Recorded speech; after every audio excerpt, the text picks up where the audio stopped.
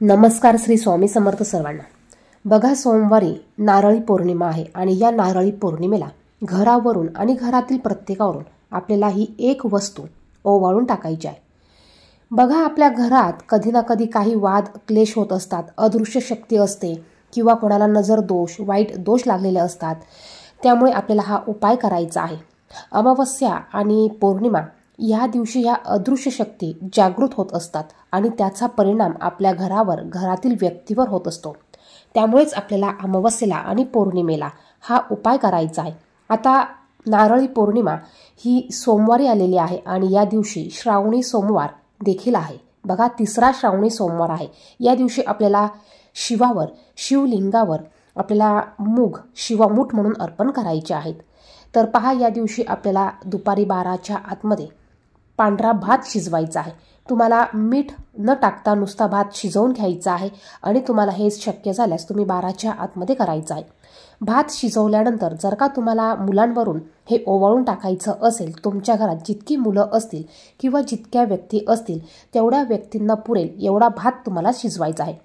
आता एकासाठी तुम्हाला करायचं असेल तर अगदी मुठभर भात तुम्ही शिजवा आणि मीठ घालू नका. एका मुलासाठी एक वाटीभर, छोटी वाटीभर भात शिजल एवढा तुम्हाला तांदूळ घ्यायचा आहे. 2 मुलं असतील तर दोघांसाठी, 3 मुलं असतील, 3 व्यक्ती असतील तर तिघांना पुरेल एवढा भात तुम्हाला शिजवायचा आहे. भात शिजवून झाल्यानंतर एकासाठी तुम्हाला उपाय करायचा असेल तर तुम्ही एक कागद घ्या किंवा वाटी घ्या किंवा द्रोण, पत्रावळी, तुम्ही काही पण घेऊ शकतात. तुम्ही एकासाठी एका वाटीत भात काढायचा आहे. दोघं असतील तर दोघांसाठी वेगळा वेगळा 2 वाट्या घेऊन त्यात तुम्हाला भात काढायचा आहे.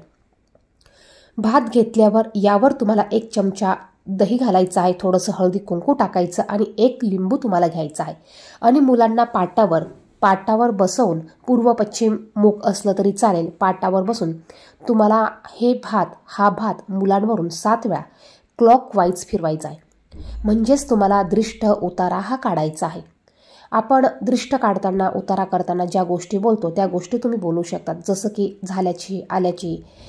झाल्याची असेल तर निघून जाऊ दे, बाहेरची, शेजारची, पाजारची झाली असेल तर निघून जाऊ दे, किंवा तुम्ही श्री स्वामी समर्थ, श्री स्वामी समर्थ असं म्हणत देखील 7 वेळा हा भात त्या व्यक्तीवरून किंवा त्या मुलावरून तुम्हाला उतरवून घ्यायचा आहे.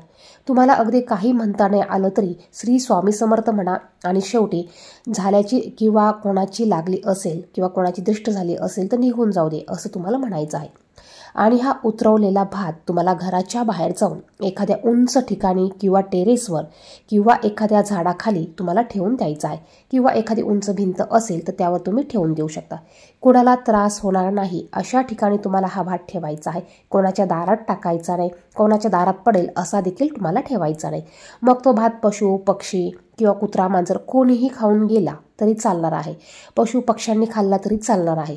तुम्ही जर का फ्लॅटमध्ये राहत असाल तर मग तुम्ही हा भात तुमच्या बाल्कनीत ठेवू शकतात. घराच्या बाहेर हा भात तुम्हाला ठेवायचा आहे.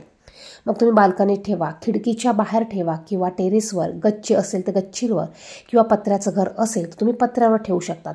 जर का तुम्ही शेतात राहत असाल तर तुम्ही लांब शेतामध्ये देखील हा भात नेऊन ठेवायचा आहे.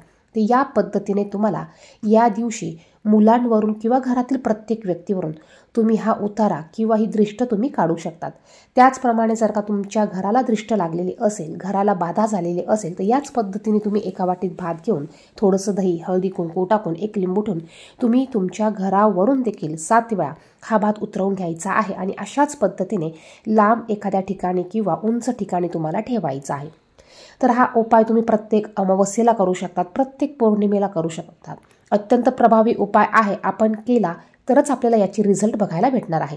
आता पौर्णिमा तिथी ही सर्वात मोठी आहे आणि या दिवशी रक्षाबंधन देखील आहे. त्यामुळे आपल्याला सकाळी लवकर उठायचं आहे. आपला दरवाजा, आपला मुख्य मेन दरवाजा आणि उंबरठा आपल्याला स्वच्छ करून घ्यायचा आहे. उंबरठ्याहून आवर्जून आपल्याला हळदीचं लेपन करायचं आहे. हळदीचं लेपन कसं करायचं हे आपल्या सर्वांना माहिती असेलच. पौर्णिमा तिथी असल्यामुळे माता लक्ष्मीला प्रसन्न करून घेण्यासाठी, माता लक्ष्मीला आपल्याकडे आकर्षित करण्यासाठी हळदीचं लेपन आपण आवर्जून करायचं आहे. छान अशी आपल्याला देवपूजा करायची आहे आणि हा उपाय आपल्याला 12च्या आत करण्याचा प्रयत्न करायचा आहे. जर का शक्य झालं नाही तर तुम्ही हा उपाय संध्याकाळी देखील करू शकतात, परंतु 12च्या आत हा उपाय करता आला तर तुम्ही आवर्जून 12च्या आत हा उपाय करायचा प्रयत्न करायचा आहे.